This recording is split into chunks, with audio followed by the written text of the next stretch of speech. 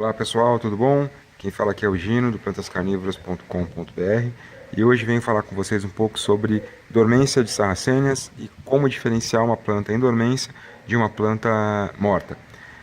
Com a proximidade agora do outono, muitas sarracênias vão começar a entrar em dormência. E aí o pessoal começa a me perguntar: Gino, como é que eu faço para saber se a planta de fato está em dormência ou se ela morreu? Ah, e se minha planta não entrar em dormência? E o que eu faço depois que elas acordarem? Vamos conversar um pouquinho sobre isso. Bom, aqui é uma sarracênia só, já dividi ela bastante, vou mostrar para vocês um pouquinho do processo também. Não é a melhor época do ano para poder fazer esse trabalho, porque dividir sarracênias quando elas estão em dormência pode representar o fato da planta acordar depois.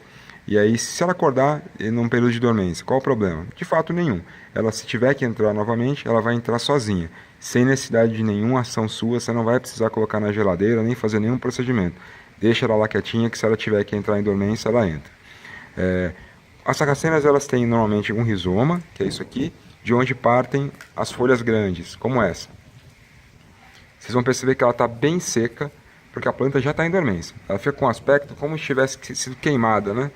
E começa a secar de cima para baixo, da ponta da folha até a base do rizoma.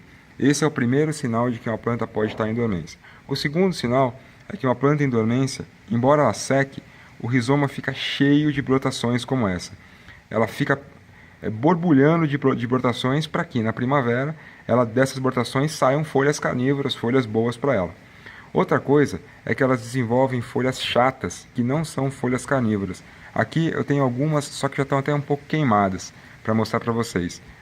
Chamam de filódias, são folhas que não têm a estrutura do tubo em cima, e elas são todas chatinhas, assim, ó. Essa aqui é uma folha de tubo, mas pensem que ela é assim, ó. Só chatinha, como uma folha natural de uma planta não carnívora, né? É uma folha que faz fotossíntese, mas não tem a função de captar presas.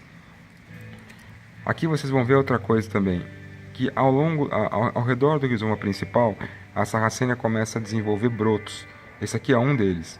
E é assim que você vai separar os rizomas. O broto fica praticamente grudado na planta e é só você fazer um pequeno puxão, que olha aqui. Mais um brotinho com o sistema radicular prontinho, as folhas, tudo pronto para você poder plantar e daqui sair uma nova planta. É importante você fazer esse processo de separar as mudas, porque senão elas ficam repletas de rizomas laterais que impedem o crescimento da planta e ela fica com as folhas sempre miúdas, porque fica com muito rizoma um do lado do outro.